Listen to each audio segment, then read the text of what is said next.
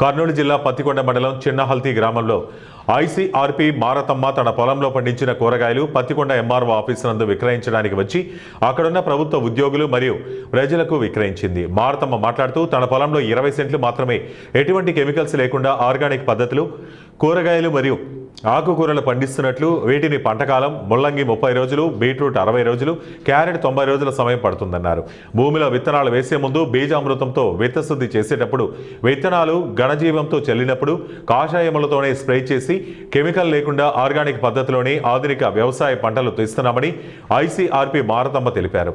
ఈ కార్యక్రమంలో ఐసీఆర్పీ రీతా, సునీత, ఉమామహేష్, దేవి, ఉషా, రవికుమార్ పాల్గొన్నారు.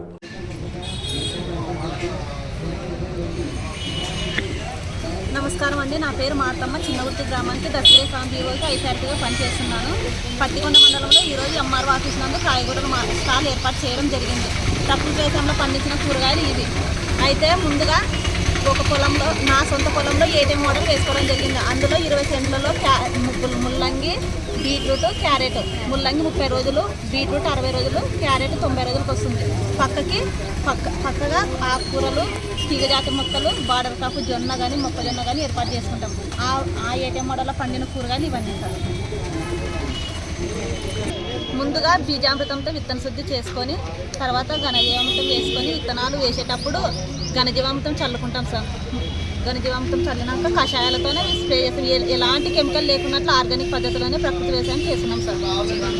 ఒకసారి జీవామృతం పారిస్తాము, స్ప్రే చేస్తాము. 2 వారాలకు ఒకసారి నీమాశ్రము, దోమ ఉందని నీమాశ్రం స్ప్రే చేస్తాము.